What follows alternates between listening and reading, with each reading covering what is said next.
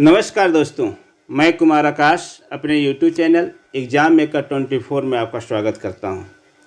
दोस्तों, आज की वीडियो में हम पढ़ेंगे आधुनिक भारत का इतिहास और आधुनिक भारत की हमारी 7वीं वीडियो होगी और मुझे पूरा उम्मीद है कि वीडियो आपको अच्छी लगेगी।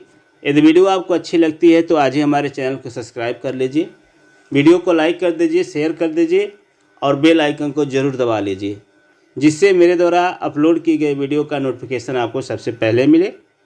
और दोस्तों, मैं प्रत्येक दिन आपके लिए एक हिस्ट्री की और एक पॉलिटी की वीडियो अपलोड करता हूं और मुझे पूरा उम्मीद है कि मेरे द्वारा अपलोड की गई वीडियो आपके लिए बहुत ही उपयोगी है। तो दोस्तों, चलते हैं आज के पहले प्रश्न पे। आज का जो पहला प्रश्न दिया गया है, पहला प्रश्न है कि मुंशी शिवगांव की संधि कब हुई।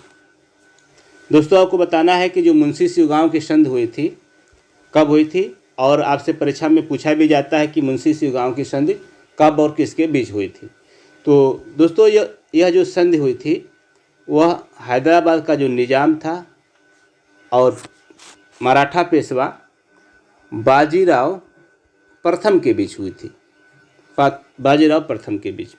दोस्तों, बाजीराव प्रथम को हम बाजीराव भलाल के नाम से भी जानते हैं और जो यह संधि हुई थी दोस्तों वह 1728 में हुई थी, पालखेड़ा का युद्ध के बाद। पालखेड़ा का जो युद्ध हुआ था उसके बाद यह संधि हुई थी और 1728 में ही बाजीराव की मदद बुंदेलखंड के छत्रसालों ने किया था। बाजीराव की मदद जो बुंदेलखंड के छत्रसाल थे उन्होंने उनकी मदद की थी और छत्रसालों ने एक नर्तकी उसको भेंट की थी बाजीराव प्रथम को, जिसका नाम मस्तानी था। क्या नाम था दोस्तों? मस्तानी था। ये 1728 की ही घटना है। तो इसमें जो आपका सही आंसर होगा दोस्तों वह होगा आपका 1728। 1728 इसका सही आंसर हो जाएगा, यानी मुंशी शिवगांव की संधि 1728 में हुई थी। आप इसको हमेशा याद रखेंगे। अगला क्वेश्चन है कि सहायक संधि के संबंध में निम्न कथनों पर विचार कीजिए। दोस्तों, जो सहायक संधि थी, अंग्रेजों द्वारा जो सहायक संधि चालू किया गया था, तो उसी के संबंध में आपसे 3 कथन दिए गए हैं। आपको बताना है कि कौन सा कथन इसमें सत्य कथन है। तो पहला कथन कह रहा है कि सहायक संधि का जन्मदाता लॉर्ड वेलेस्ली को माना जाता है, जबकि दूसरा कथन कह रहा है कि सहायक संधि पर पहला हस्ताक्षर हैदराबाद का निजाम ने किया था, और तीसरा कह रहा है कि हस्ताक्षर करने वाले राज्य की सुरक्षा की जिम्मेदारी कंपनी की होती थी। तो आपको बताना है कि कौन सा इसमें कथन सत्य है। दोस्तों, जो पहला कथन है कि सहायक संधि का जन्मदाता लॉर्ड वेलेस्ली को माना जाता है, यह बिल्कुल गलत है। सहायक संधि के जन्मदाता की बात किया जाए तो डुप्ले को माना जाता है। डुप्ले को माना जाता था, जो एक फ्रांसीसी गवर्नर था डुप्ले। तो डुप्ले को सहायक संधि का जन्मदाता माना जाता है, जबकि लॉर्ड वेलेस्ली को सहायक संधि का आरंभकर्ता माना जाता है। क्या दोस्तों? आरंभकर्ता माना जाता है। तो आपका जो पहला कथन है यह गलत कथन है, जबकि दूसरा कह रहा है कि सहायक संधि पर पहला हस्ताक्षर हैदराबाद का निजाम ने किया। तो दोस्तों, जो सहायक संधि पर पहला हस्ताक्षर करने वाला था 1899 में, तो वह था आपका हैदराबाद का निजाम। तो सबसे पहले आपका निजाम ने किया था, यह बात बिल्कुल सत्य है। तो दोस्तों, हैदराबाद के निजाम के बाद कौन किया था, आपसे परीक्षा में इसका क्रम पूछ लिया जाता है।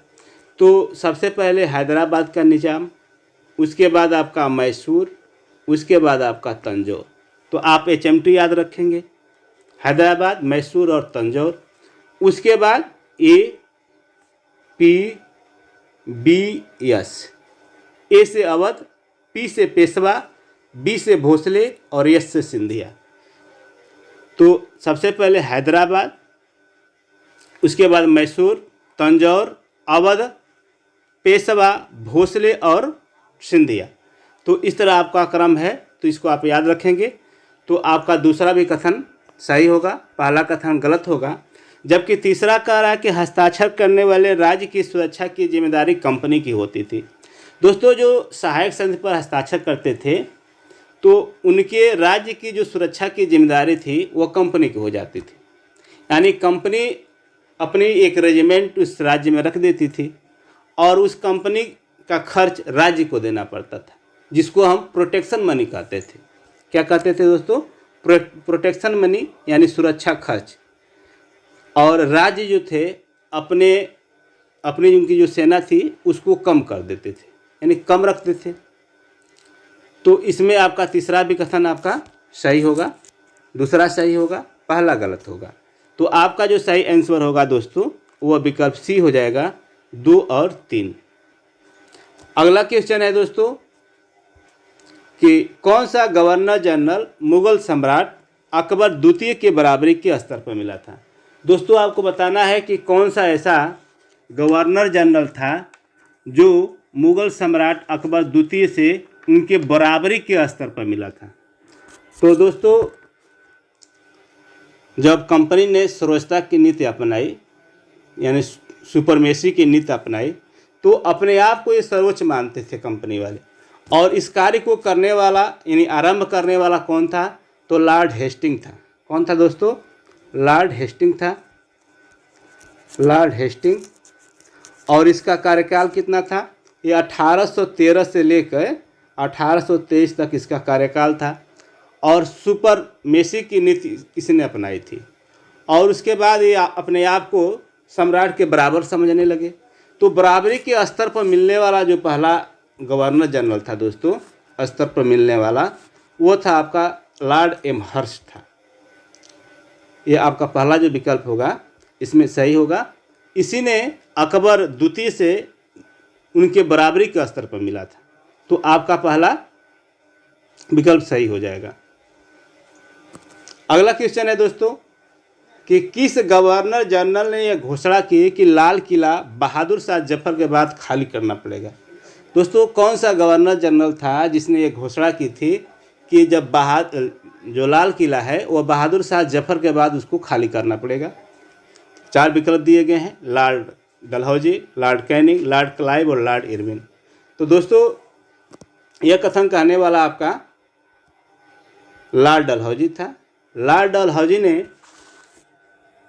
कहा कि जो लाल किला है वो बहादुर शाह जफर के बाद इसको खाली करना पड़ेगा, जबकि लॉर्ड कैनिंग ने कहा कि बहादुर शाह जफर मुगल सम्राट के अंतिम बादशाह होंगे, अंतिम सम्राट होंगे। अंतिम सम्राट करने वाला लॉर्ड कैनिंग था, जबकि लाल किला को खाली करने वाली बात आपका लॉर्ड डलहौजी ने कहा। तो इसमें जो आपका सही आंसर होगा दोस्तों वो आपका विकल्प ए सही हो जाएगा, लॉर्ड डलहौजी। जबकि अगला प्रश्न आपसे पूछा गया है कि विलय की नीति यानी जिसको हड़प की नीति कहते हैं कि सिद्धांत का पहला शिकार किस राज्य को बनाया गया। जो विलय की नीति थी, इस सिद्धांत का पहला शिकार किस राज्य को बनाया गया। तो दोस्तों आपको बताना है झांसी, सतारा, नागपुर, उदयपुर, इसमें विकल्प दिए गए हैं। आपको बताना है कि कौन सा राज्य था जो पहला इसका शिकार हुआ था। तो दोस्तों जो डॉक्ट्रिन ऑफ लेप्स था इसको लाने वाला आपका डलहौजी था। और डलहौजी ने ही इस नीति के तहत जो पहला राज्य था जिसका हड़प किया गया था वो था आपका सतारा।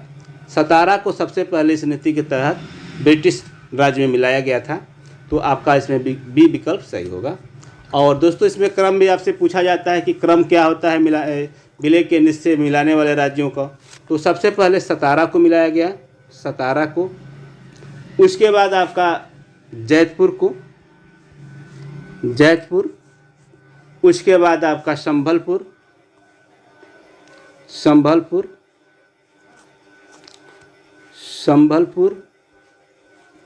उसके बाद आपका बघाट, क्या बघाट। उसके बाद उदयपुर, उसके बाद नागपुर, उसके बाद झांसी। इस तरह इनका क्रम रहा। दोस्तों कहीं कहीं आपको एनसीईआरटी में देखेंगे तो आपको झांसी, नागपुर के बाद झांसी है, लेकिन एससीईआरटी में झांसी के बाद नागपुर है। तो इसमें जो आपका सही आंसर हो जाएगा दोस्तों वो हो जाएगा सतारा। सतारा को सबसे पहले विलय की नीति के तहत ब्रिटिश राज्य में मिला लिया गया था। अगला क्वेश्चन है दोस्तों कि अगला क्वेश्चन कह रहा है अवध का विलय कुशासन के आधार पर किसकी रिपोर्ट पर किया गया था।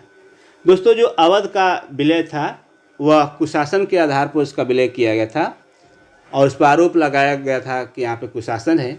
और उस समय वहाँ का जो नवाब था, अवध का नवाब वाजिद अली शाह था, वाजिद अली शाह था। और जो गवर्नर था आपका डलहौजी था, डलहौजी था। तो यहाँ पे जो कुशासन का जो आरोप लगाया गया वह आउटरम की रिपोर्ट के आधार पर अवध को ब्रिटिश साम्राज्य में मिला लिया गया था। तो आपका जो सही आंसर हो जाएगा दोस्तों वह विकल्प ए हो जाएगा, जेम्स आउटरम की रिपोर्ट पे। अगला क्वेश्चन है दोस्तों कि अस्थाई बंदोबस्त किस गवर्नर जनरल के समय आया।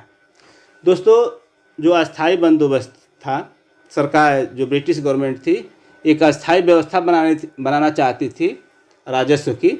उसी व्यवस्था के तहत 1793 ईस्वी में यह व्यवस्था लागू की गई जॉन शोर और ग्रांट टफ की मदद से। तो उस समय जो गवर्नर जनरल था कौन था, तो उस समय जो आपका गवर्नर जनरल था आपका लॉर्ड कॉर्नवालिस था। और लॉर्ड कॉर्नवालिस के समय ही अस्थाई बंदोबस्त लाया गया था। दोस्तों अस्थाई बंदोबस्त में यह व्यवस्था थी कि इसमें जो मीडिएटर बनाया गया था वो आपको जमींदारों को बनाया गया था। जमींदारों को इसमें मध्यस्थता की भूमिका निभाने के लिए कहा गया था। और जमींदार जो राजस्व की वसूली करते थे उसमें से 10/11 भाग सरकार को और 1/11 भाग अपने आप को लेते थे, जमींदारों के पास आता था। और यह जो व्यवस्था थी दोस्तों ब्रिटिश भारत के 19% भूभाग पर लागू की गई थी। जो ब्रिटिश साम्राज्य था उसके 19% भूभाग पर लागू की गई थी। और यह बंगाल में इसकी व्यवस्था कहाँ पे दोस्तों, बंगाल में लागू की गई थी। तो इसमें जो आपका सही आंसर होगा दोस्तों वो हो जाएगा लॉर्ड कॉर्नवालिस, इसका सही आंसर हो जाएगा। अगला क्वेश्चन है कि सूर्यास्त कानून किस राज्य व्यवस्था से संबंधित था। दोस्तों सूर्यास्त जो कानून था वह आपका अस्थाई बंदोबस्त व्यवस्था के ही तहत था।